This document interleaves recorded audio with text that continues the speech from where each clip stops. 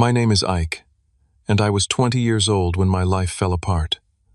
After grinding through finals week, all I wanted was the comfort of my childhood bedroom. Instead, the taxi dropped me at a house with a sold sign stabbed into our front lawn. My belongings sat in weather-beaten boxes on the driveway. No warning, no explanation. Just a cold voice when I called my mom. "Handle it. You're an adult now." Those words changed everything. Before I continue my story, drop a comment letting me know where you're watching from. Hit that like button and subscribe to join me on this journey of betrayal and rebuilding. I grew up in a modest 2-story home in suburban Philadelphia. Not extravagant by any means, but it was mine, or so I thought. My parents, Richard and Diane, worked as accountants at the same firm downtown. They weren't the warmest people. Hugs were rare and praise even rarer, but they provided stability. At least that's what I believed for the first 18 years of my life. As their only child, I wasn't spoiled, but I never went without necessities. My parents emphasized self-reliance early, having me do chores for my allowance and get summer jobs once I turned 16. "Money doesn't grow on trees," my father would say, while reviewing household expenses at the kitchen table, calculator in hand. Now I wonder if those lessons were less about building character and more about preparing me for their eventual abandonment. Our family home wasn't just a structure. It held 15 years of memories. The height marks penciled on the kitchen doorframe. The dent in the hallway wall from the time I tried to ride my bicycle down the stairs at age 8. The oak tree in the backyard where I built a reading fort, spending countless summer afternoons lost in adventure books. That house wasn't just a building. It was the physical embodiment of my childhood. Looking back, I can see signs that my parents were emotionally withdrawing, but nothing prepared me for their final betrayal. Family dinners became increasingly silent affairs during my high school years. Questions about their day were met with one-word answers. My achievements, captain of the math team, honor roll scholarship offers were acknowledged with nods rather than celebration. But even with their emotional distance, I never imagined they'd completely sever our relationship. Getting accepted to Berkeley's engineering program was my proudest achievement. First-generation college student with a partial scholarship. My parents seemed proud during my high school graduation, even hosting a small backyard party with relatives and neighbors. Dad even made a rare toast to Ike, who's going farther than we ever did. Those words replay in my mind, now carrying a different meaning than I first understood. They'd wanted me to study business, follow their practical footsteps into accounting or finance. "Engineering is risky," Mom had said during college application season. "What if you can't find a job?" But I was drawn to building things, solving tangible problems, creating solutions. The scholarship made the decision easier to justify to them, though tension lingered beneath their reluctant support. Freshman year was challenging but incredible. I worked 20 hours weekly at the campus bookstore and as a math tutor to minimize student loans. Despite the financial stress, I maintained a 3.8 GPA. Making friends came easier than in high school. Fellow engineering students who shared my interests and ambitions. For the first time, I felt like I belonged somewhere. Communication with my parents dwindled during that first year away. Weekly calls became monthly, then occasional texts. I attributed it to everyone adjusting to the new normal. During spring semester, calls with my mother grew strange, hurried conversations with background noises, suggesting they were moving around the house. When I asked direct questions about summer plans, she'd change the subject or cite bad reception. Dad stopped coming to the phone entirely by April. The journey home after finals week was exhausting, a 30-hour bus ride, because I couldn't afford airfare. I'd texted them my arrival time 3 days before leaving and again when I boarded the bus.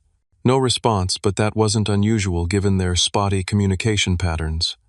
I figured they were busy with work, or perhaps planning a surprise welcome home dinner.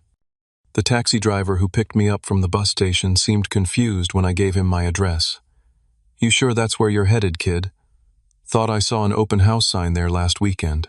My stomach tightened, but I dismissed his comment. Perhaps a neighbor was selling. Perhaps he had the wrong house number. The moment we turned onto my street, I knew something was wrong. The familiar blue shutters of our home had been painted a sterile white. The flowering dogwood Dad had planted when we moved in had been cut down. And there it was, the sold real estate sign, garish red letters proclaiming the erasure of my past. "You want me to wait?" the driver asked as I stood frozen on the sidewalk. I nodded mechanically, unable to form words as he helped unload my duffel bags beside the stack of cardboard boxes on the driveway. Neighbors peeked through curtains, their faces showing mixtures of pity and curiosity. Mrs. Abernathy, who'd lived next door for 12 years, quickly retreated when I caught her eye. They knew. They all knew, and no one had warned me.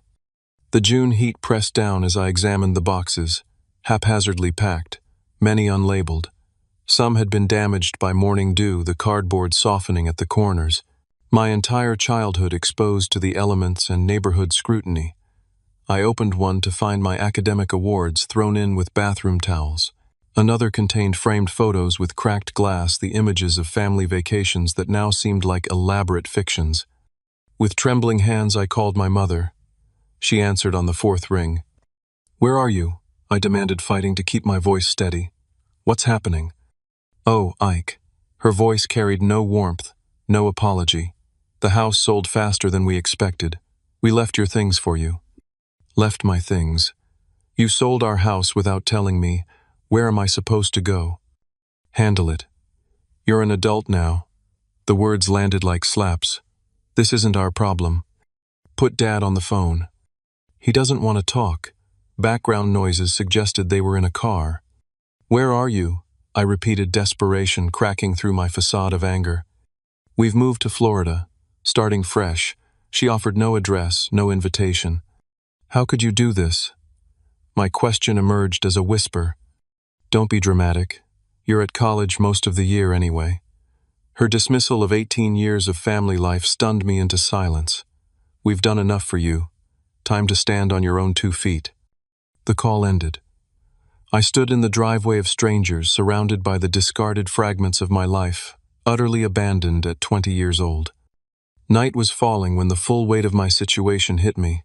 The taxi driver had long since left after I assured him someone was coming to help me, the first of many lies I'd tell to mask my abandonment. The temperature dropped, bringing with it the realization that I had nowhere to sleep. No home, no bed, not even a car to curl up in. I scrolled through my phone contacts, panic rising with each name I passed. Most of my high school friends were away at their own colleges or working summer internships in other cities. The few who remained local weren't close enough friends to impose upon.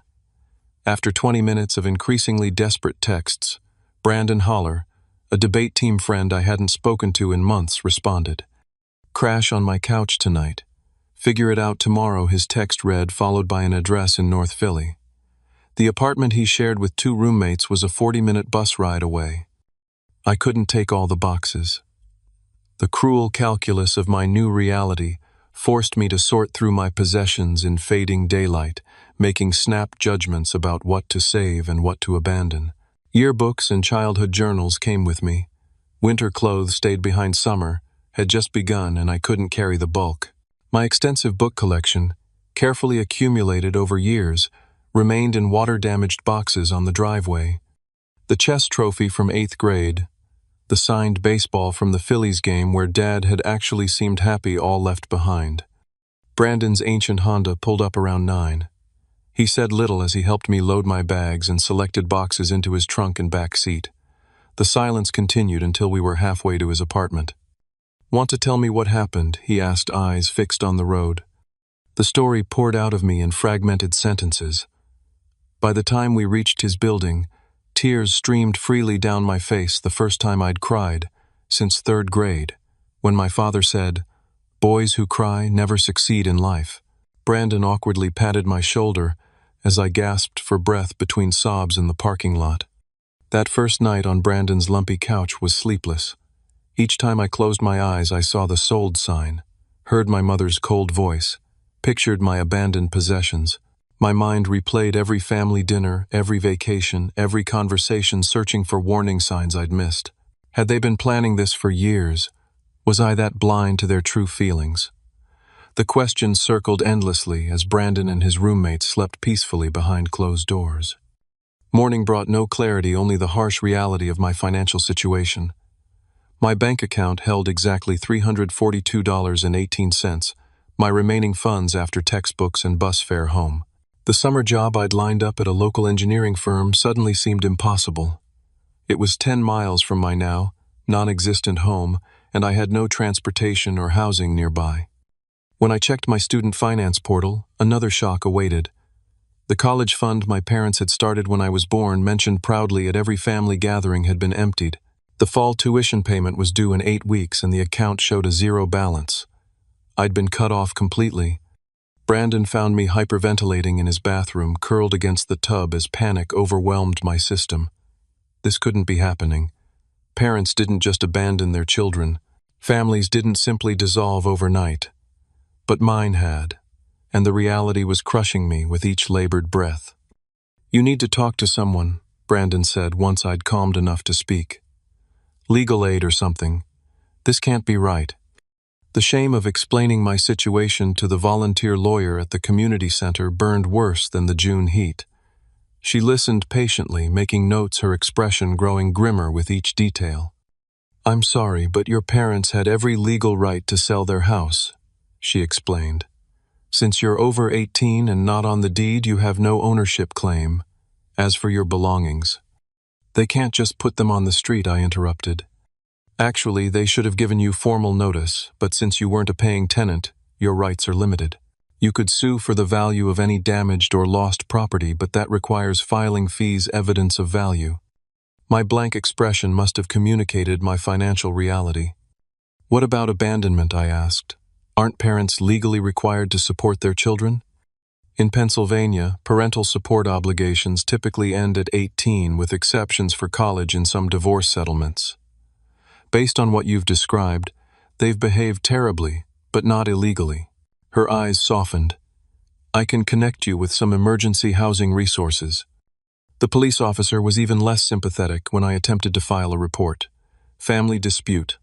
Not a criminal matter," he said, without looking up from his computer. "Take it to civil court if you want." By day 3 of my crisis, the reality had crystallized. I was completely on my own at 20 years old. No home, dwindling funds, no family safety net, and a university expecting tuition I couldn't possibly pay. On the 4th day, I returned to my former home, sitting on the curb across the street. A young couple was moving in, carrying furniture and laughing together as they started their new chapter in my space. The woman noticed me watching and frowned, whispering to her partner. He approached cautiously. "Can I help you?" His tone suggested I should leave. "I used to live there," I said, voice hollow. "Until last week." His expression shifted slightly. "Look, we bought the house fair and square. The previous owners didn't mention any issues. Did they leave anything, boxes in the basement or attic maybe? Place was empty when we did the final walkthrough." He hesitated. "There was a box of papers. The realtor gave us mail and stuff that came after they left. No forwarding address." 10 minutes later, I was walking away with a small box containing cable bills, insurance offers, and a birthday card from my grandmother, postmarked 2 weeks after my parents had sold the house and disappeared. She didn't know they'd abandoned me. Nobody in the family knew. That night, by the dim light of Brandon's kitchen, I examined my remaining photos for clues. My parents' smiles seemed forced in every family portrait, their eyes never quite meeting the camera. A Thanksgiving image from 3 years prior caught my attention. My mother's hand gripped her wine glass so tightly her knuckles showed white, while my father's eyes fixed on something outside the frame. Had they been plotting even then to shed their family life like an unwanted skin? At the bottom of one carelessly packed box, I found a folder of my childhood drawings, labeled in my mother's precise handwriting, "Worthless junk." The casual cruelty staggered me. Who keeps their child's artwork for 15 years only to label it worthless? Who were these people who had raised me? By day 7 of my homelessness, Brandon's roommates had grown tired of stepping over my belongings. Their initial sympathy had worn thin, replaced with pointed comments about rent contributions and privacy. I couldn't blame them. Their tiny apartment wasn't designed for an extra resident, especially one with emotional baggage spilling out as visibly as my physical possessions. 2 more days max, Brandon told me apologetically. Dave's girlfriend is moving in this weekend, and they need the living room space. The youth shelter downtown had no openings. Summer brought an influx of teens escaping unstable homes.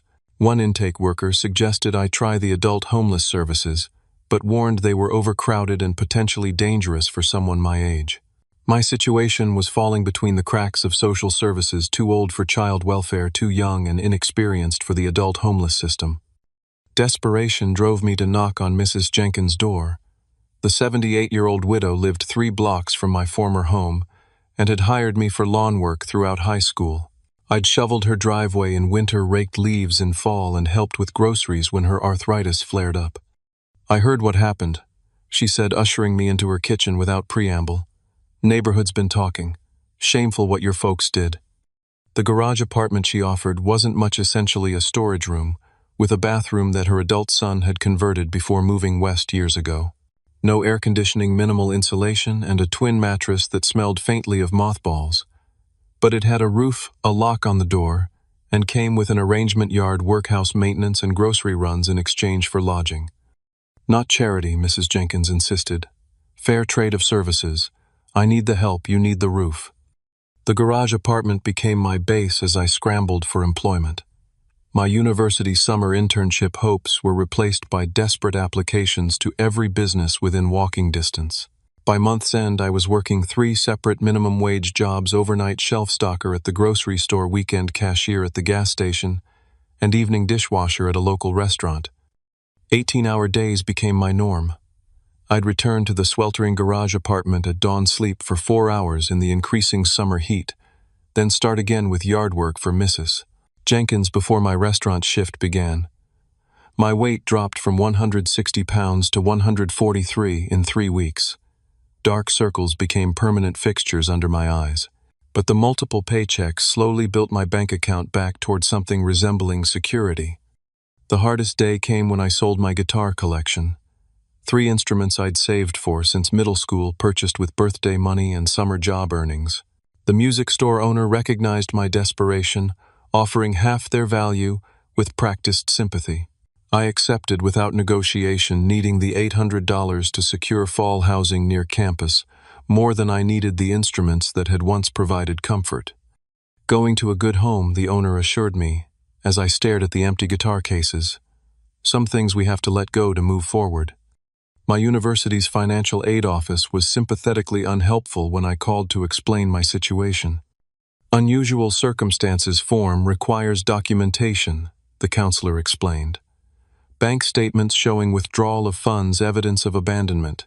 Even then, additional aid isn't guaranteed mid-academic year." My academic advisor suggested a leave of absence, a gap year, to stabilize my finances before returning. "Your scholarship has a continuous enrollment requirement," he reminded me.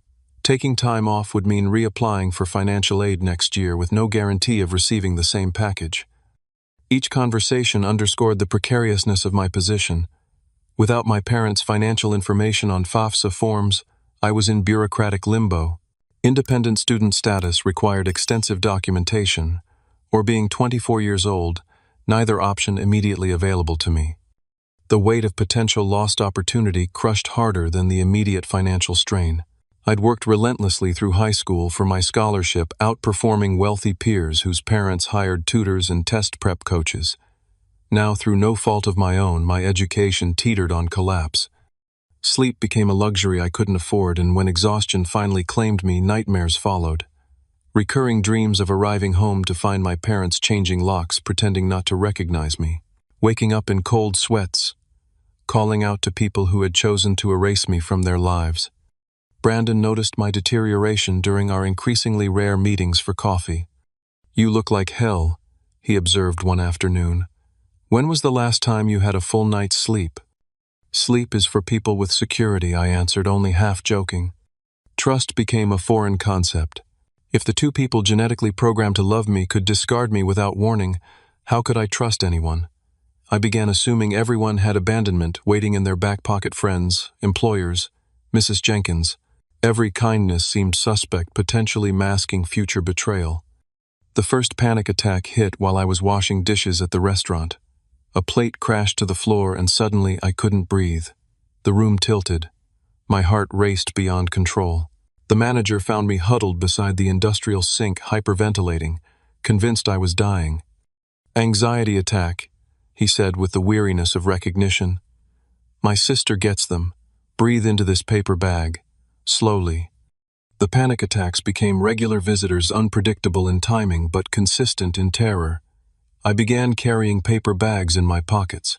When panic hit at the grocery store or walking between jobs, I'd duck into alleys or bathrooms to ride out the storm of physiological fear alone. Alcohol offered temporary numbing on my rare evenings off. Never enough to interfere with work, just sufficient to dull the edges of abandonment that cut constantly at my consciousness. 2 beers to help me sleep.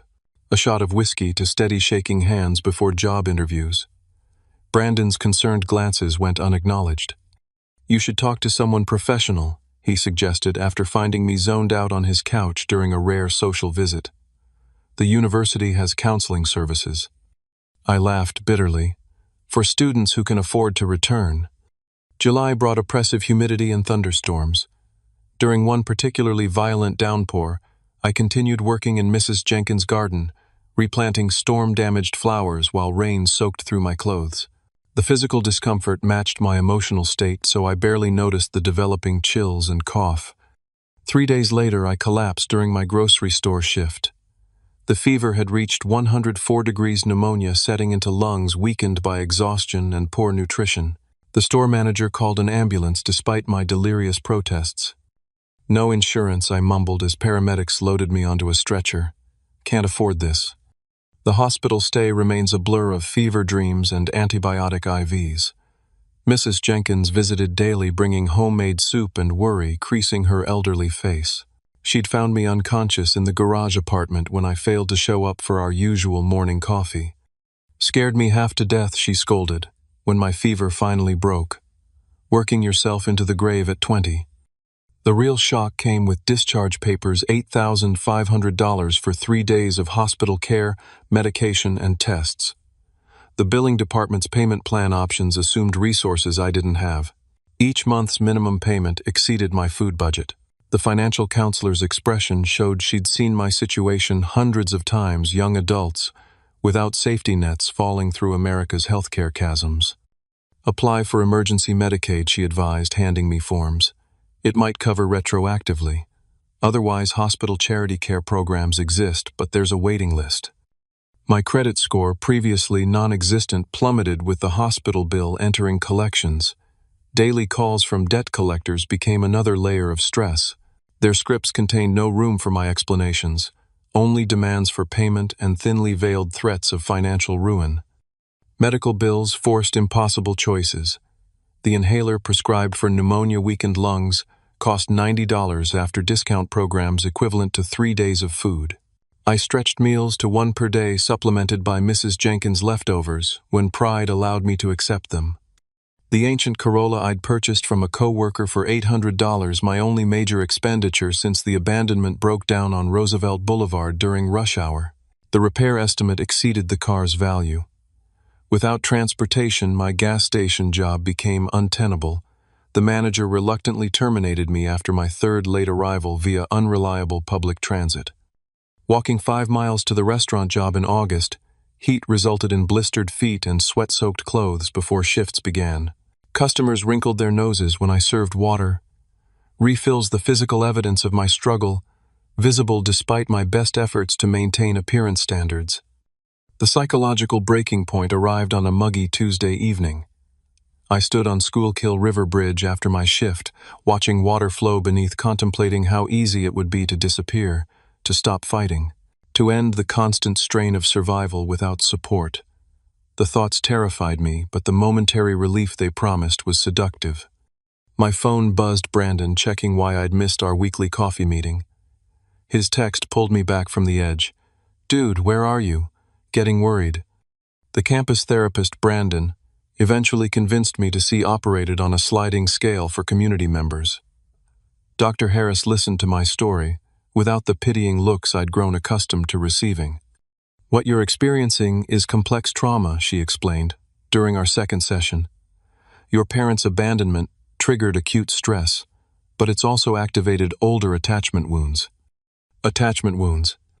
The emotional distance you described throughout your childhood suggests a pattern of emotional neglect that predates the abandonment. Children internalize their parents' behavior as reflections of their worthiness. Your parents were emotionally unavailable long before they physically abandoned you. The diagnosis landed heavily: depression, anxiety, post-traumatic stress. The clinical terms gave shape to the formless dread I'd been carrying. Dr. Harris recommended medication I couldn't afford, and weekly therapy I could barely squeeze into my work schedule. But naming the monsters somehow made them marginally more manageable. Sessions revealed patterns I'd normalized: my parents' consistent, emotional absence, their criticism disguised as character building, their subtle discouragement of my friendships and interests. The abandonment wasn't a sudden personality change, but the culmination of lifelong emotional distance. They were planning this for years, I realized during one session. The college fund was their exit strategy: get me physically out of state, then disappear. Social isolation deepened as summer progressed. Brandon left for a family vacation in Maine, the casual mention of his parents paying for his flight, highlighting the gulf between our realities. Mrs. Jenkins was hospitalized for scheduled hip surgery, leaving me alone in the garage apartment, without even her morning check-ins. One Sunday afternoon, my only day without work, I sat in a public park watching families picnic and play. Children chased each other, while parents chatted on blankets, the ordinary scene of family togetherness, suddenly unbearable to witness. I walked home and deleted my parents' phone numbers from my contacts, a small symbolic gesture of accepting they were truly gone from my life. That night alone in the stifling garage apartment, I hit emotional bottom, sobbing into a pillow to muffle the sound. I grieved not just the recent abandonment, but the family connection I'd never truly had. The childhood without genuine nurturing. The conditional love that proved to be no love at all. I cried until physical exhaustion claimed me, waking the next morning with swollen eyes, but a strange emptiness where despair had previously lived. Something had shifted. I'd touched the depths of my pain and somehow survived the contact. Rock bottom became a foundation of sorts, a place from which the only direction was up. August arrived with suffocating heat and an unexpected encounter. Working my dishwashing shift at Marconi's Italian restaurant, I was taking trash to the dumpster when a familiar voice called my name. "Ike, is that you?" Professor Harrington from my freshman engineering seminar stood in the parking lot, keys in hand. The distinguished academic looked out of place against the restaurant's faded exterior. "Professor." Embarrassment flooded me, caught in my food-stained uniform, exhaustion evident in my posture. "I thought you were interning at Patterson Engineering this summer." His brow furrowed as he took in my appearance. Something in his genuine concern broke through my carefully constructed walls. Standing beside restaurant garbage bins, I gave him the condensed version of my summer nightmare. His expression shifted from shock to anger as I explained my parents' abandonment and my fight for basic survival. "Unacceptable," he said when I finished. "Absolutely unacceptable. Not your circumstances, your potential being wasted. Have dinner with me after your shift. I have a proposition." 3 hours later, seated at the restaurant's corner table after clocking out, I listened as Professor Harrington outlined a research assistant position in his department.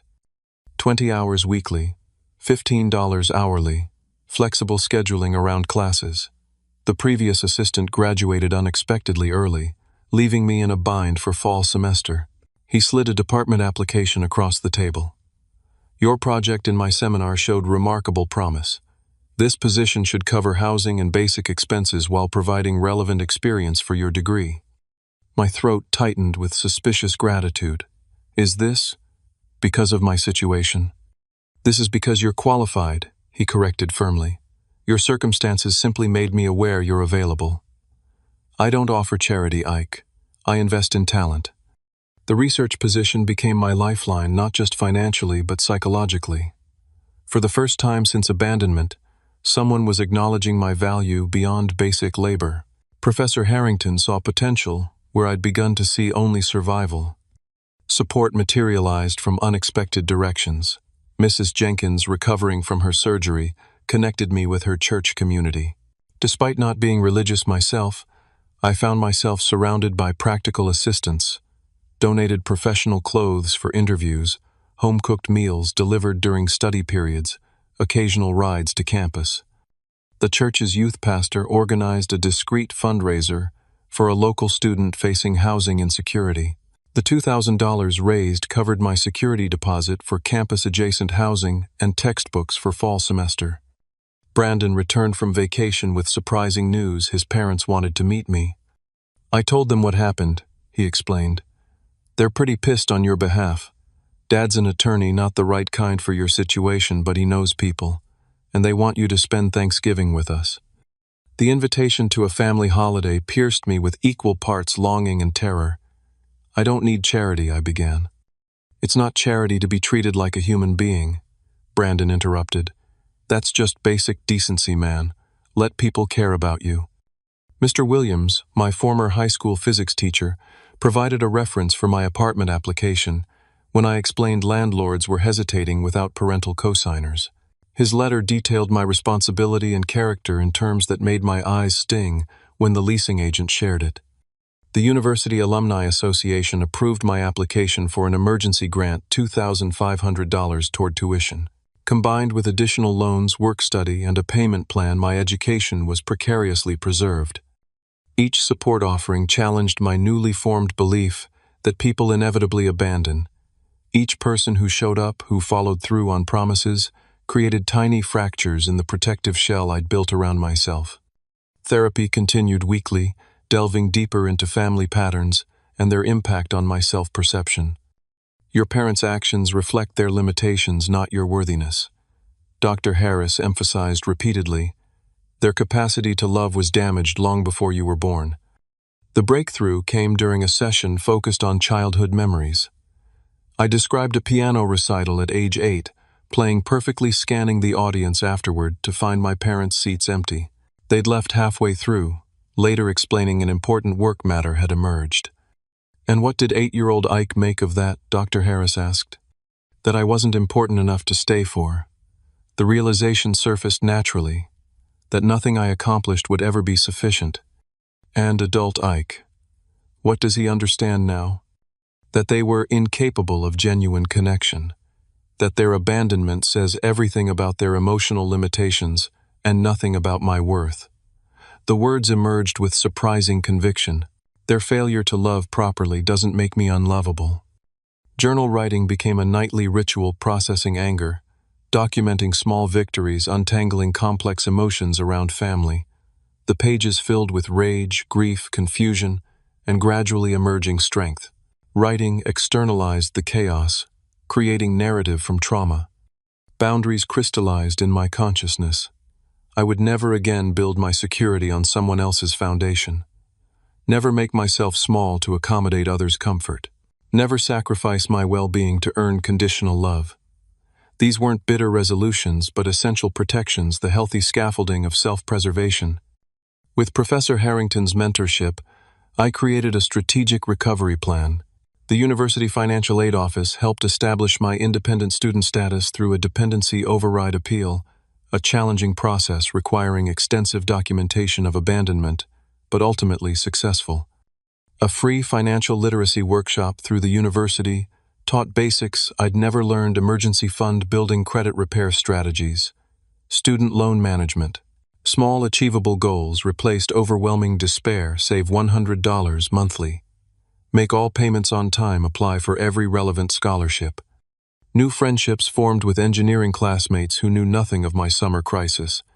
These relationships developed slowly, built on shared interests and genuine connection rather than circumstance or necessity. For the first time, I allowed people to know me without being defined by abandonment. Fall semester began with tentative hope. My new campus-adjacent apartment, shared with another engineering student named Tyler, provided stability I hadn't felt in months. The space was modest, but represented incredible progress from the garage apartment's sweltering confines. The research position with Professor Harrington engaged my intellect beyond basic survival for the first time since the abandonment. Working on renewable energy storage solutions, I found myself absorbed in meaningful problems, my mind stretching toward innovation rather than contracting around trauma. The flexible hours accommodated my class schedule while providing consistent income. You have a natural intuition for system integration, Professor Harrington noted during our third week working together. Have you considered specializing in sustainable energy systems? There's significant industry growth projected. His casual mentorship extended beyond the research lab. He connected me with professional organizations, encouraged conference attendance, and treated me as a colleague in training rather than an assistant. His belief in my potential gradually helped restore my own. Academic performance became my controlled environment, the space where effort reliably yielded results. I threw myself into coursework with renewed focus, maintaining a 3.9 GPA despite working 20 hours weekly. My design for a modular solar collection system earned department recognition and an invitation to present at a regional engineering conference. Your resilience is remarkable, Professor Harrington commented after my successful presentation. Many students would have collapsed under similar circumstances. Not much choice, I replied.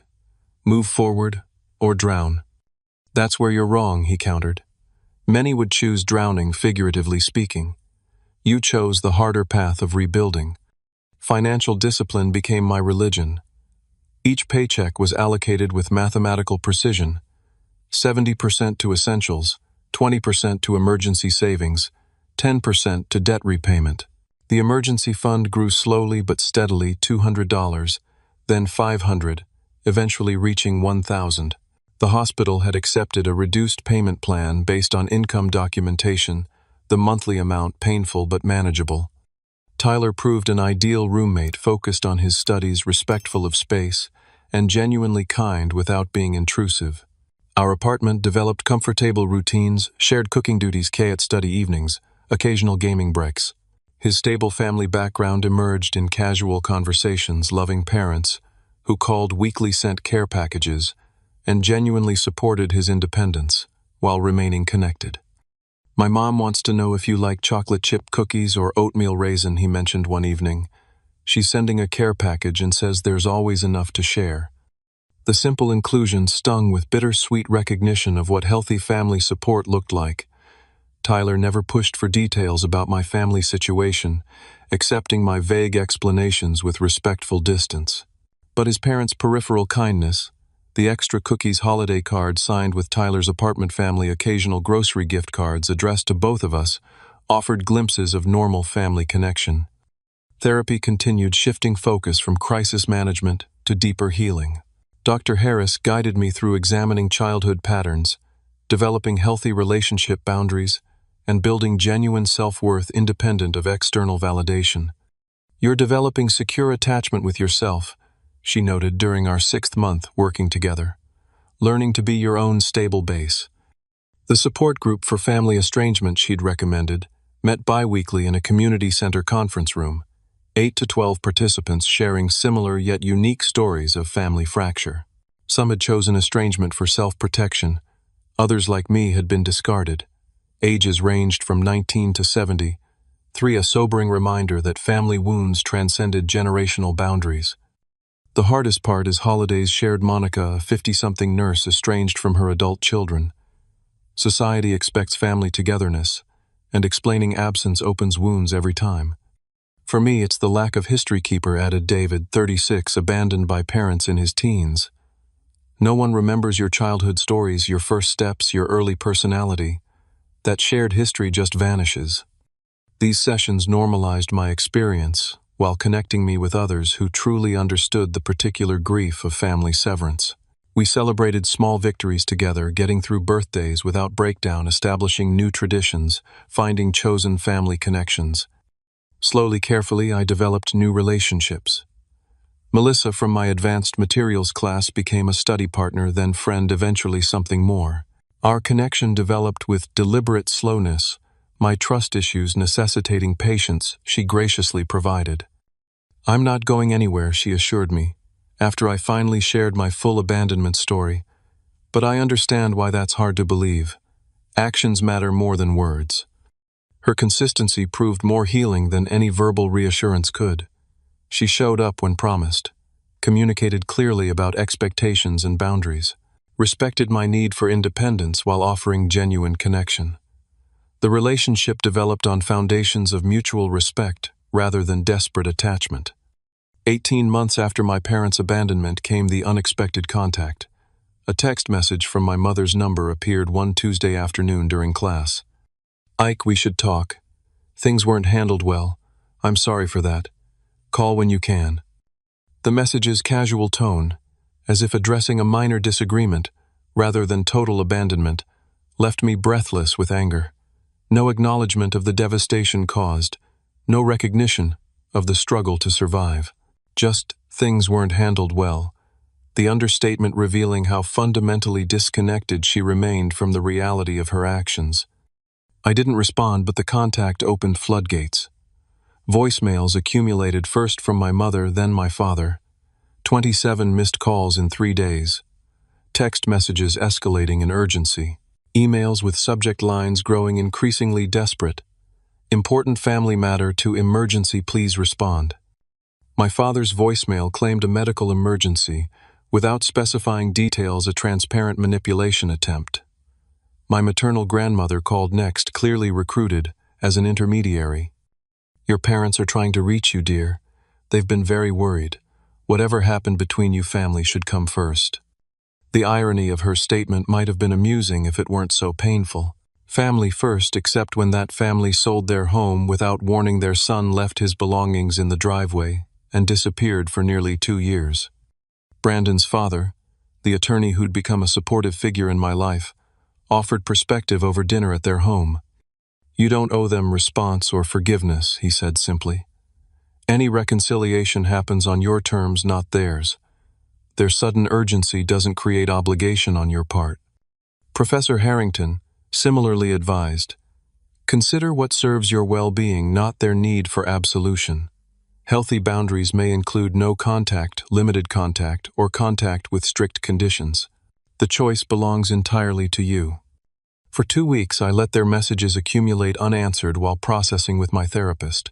Their timing coincided suspiciously with my junior year parent-student weekend, an event I'd already decided to attend solo rather than burden chosen family figures with obligation.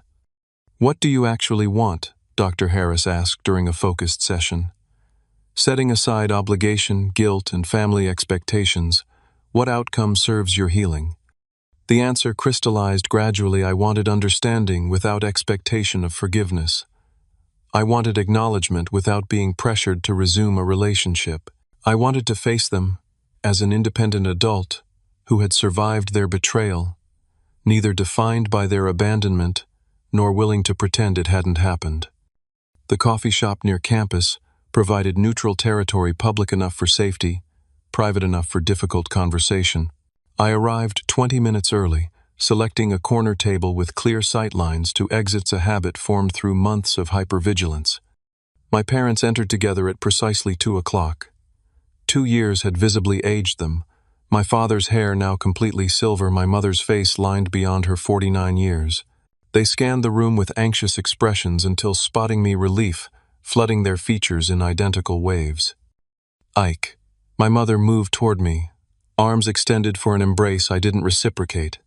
Her arms dropped awkwardly as she registered my rigid posture. "You look good, healthy." "Let's sit," I suggested, gesturing to the chairs across from me. They complied with uncharacteristic obedience. Decades of parental authority suddenly evaporated in the face of my calm control. My father fidgeted with his wedding ring, a nervous habit I remembered from childhood discussions of household finances. My mother clutched her purse with white knuckles. "You had something to discuss," I prompted, when they remained silent. They exchanged glances, a married couple's wordless communication I'd witnessed throughout childhood. My father cleared his throat. "We owe you an explanation," he began. "What happened? It wasn't planned the way it unfolded." The story emerged in halting fragments pieced together between defensive justifications and sideways admissions. Financial trouble had begun years earlier, my father's gambling addiction, concealed from both his family and accounting partners, investment losses, second mortgages, credit card debt accumulated in secret, my mother's complicity in hiding financial reality while debts mounted. When the accounting firm discovered discrepancies, everything collapsed, my father explained. We faced potential criminal charges, certainly civil liability. The house sale was part of bankruptcy proceedings. We panicked, my mother added. The Florida move was recommended by our attorney distance from creditors while restructuring finances. And informing me didn't fit your escape plan. I kept my voice deliberately level. We were ashamed. My father's admission seemed genuine, his eyes fixed on the table. We'd failed at everything, finances, careers, parenting. It seemed kinder to make a clean break than drag you into our mess. Kinder. I repeated the word with careful neutrality.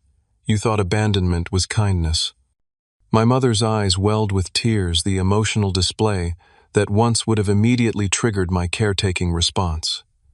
Now I observed her distress with detached curiosity. We've been trying to contact you for months, she said. Your grandparents told us you're doing well in school. We're so proud. You've forfeited any right to pride in my accomplishments. I interrupted, the first edge entering my tone. Those belong exclusively to me and the people who actually supported me. The conversation continued for 90 minutes, their explanations, justifications, and eventual apologies flowing around me like water around stone. They'd stabilized financially through bankruptcy protection, re-established modest careers at a small firm in Tampa, reconnected with extended family who'd been told I was focusing on studies rather than abandoned. We want to be part of your life again, my father finally stated. We know we don't deserve it, but we're asking for another chance. Their expectation was clear, that natural family bonds would overcome betrayal, that blood connection would triumph over their actions, that my forgiveness would be automatic, healing, immediate reconciliation assumed. Here's what I can offer, I said after considering their request. I'm willing to have limited occasional contact phone calls, perhaps holiday gatherings eventually. But any relationship moving forward will be built from scratch with clear boundaries and expectations. Trust is earned, not guaranteed. I'll need time and consistent evidence of changed behavior before considering any meaningful reconnection. Their faces registered shocked disappointment. They'd expected immediate reconciliation, not conditional terms. My continued independence clearly wasn't the script they'd imagined. We're still your parents, my mother ventured. Biologically, yes. In every functional sense, no. You surrendered that role 2 years ago. Any future relationship will be as adult acquaintances with shared history, not parent and dependent child. The meeting ended with tentative agreements. They would respect my boundaries, communicate only through email, initially make no financial offers or demands. I made no promises of forgiveness or emotional availability. The weighted expectation of family obligation had lifted. I owed them nothing, and that knowledge was profoundly liberating. Walking back to my apartment afterward, I felt lighter than I had in 2 years. Confronting them had confirmed what therapy had been teaching me all along. Their actions reflected their limitations, not my worth. They were flawed humans who'd failed spectacularly at parenting, but their failure didn't diminish my value or potential. 2 months after our meeting, I graduated with honors, a full semester early through summer credits and heavy course loads. The engineering department's recognition of my senior project led to job offers from 3 renewable energy companies. I accepted a position with Centera Solutions in Denver, a fresh start in a new city with competitive salary and benefits. Professor Harrington attended my small graduation celebration, bringing department colleagues and a framed letter of recommendation that brought unexpected tears to my eyes. The most impressive quality you've demonstrated isn't academic brilliance, though you possess that in abundance, he'd written. It's your extraordinary resilience and ethical grounding in the face of circumstances that would have defeated most people. Any organization would be fortunate to have not just your technical skills, but your demonstrated character. By my 24th birthday, I had achieved what once seemed impossible: genuine financial security, independent of anyone else's support. My emergency fund had grown to 6 months of living expenses. Retirement contributions had begun. Student loans entered manageable repayment. My credit score had recovered through consistent on-time payments and responsible financial management. The apartment I purchased in Denver was modest, a 1-bedroom condominium in a developing neighborhood, but it represented everything I'd fought for: stability, security, and a home entirely my own. The closing documents listed only my name, sole owner of my space and future. No one could sell it without my consent, or leave me standing in its driveway surrounded by discarded belongings. Melissa and I maintained our relationship through the move, navigating long-distance challenges, until her graduate program finished, and she joined me in Colorado. Our connection had deepened through honest communication and consistent reliability, building blocks, absent from my family of origin, but foundational to healthy attachment. The healing journey continues daily.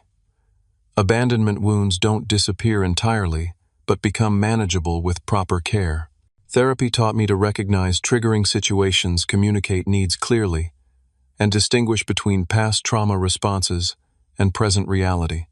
Hypervigilance softened into appropriate caution. Isolation transformed into selective vulnerability with proven safe people. My relationship with my biological parents remains limited and conditional. Occasional emails, brief phone calls on major holidays.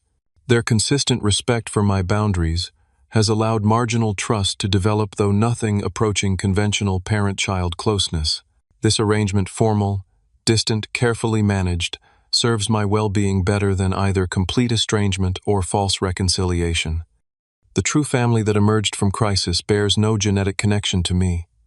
Brandon's parents, who welcome me for Thanksgiving each year, Professor Harrington's continued mentorship, Mrs. Jenkins, who still sends birthday cards with pressed flowers from her garden, Melissa, whose love never demands diminishment of self, Tyler and engineering colleagues who became true friends, the estrangement support group members who understand the particular grief of family severance. These connections, chosen, nurtured, authentic, provide richer support than obligation-based relationships ever could. They've taught me that family is defined by consistent care and mutual respect, not shared DNA or legal documents. For others facing similar abandonment, I offer the hard-won wisdom of experience. Healing is possible. The path is neither short nor straight, but forward movement happens with consistent effort and appropriate support. The crisis that seems like ending often becomes painful beginning. The people who leave create space for those who choose to stay. The family you build through conscious connection outshines the accidental arrangement of birth. Most importantly, I've learned that forgiveness doesn't require reconciliation. I've forgiven my parents for my own peace, releasing the corrosive anger that once threatened to consume me. But forgiveness doesn't erase consequences or automatically restore relationship. It simply frees me from carrying their failures as my identity. 2 years after abandonment, 98 panic calls later, I stand firmly in self-created security, not despite their actions, but because their actions forced me to discover strength I might otherwise never have found. The wound became transformative passage, painful, unnecessary, but ultimately navigated through resilience I didn't know I possessed. Have you ever experienced unexpected abandonment by someone you trusted? How did you rebuild afterward? Share your story in the comments below. If this resonated with you, please like and subscribe for more real-life journeys through difficult times. Remember that your greatest challenges often reveal your hidden strengths. Thank you for listening, and remember, family is what you build, not just what you're born into.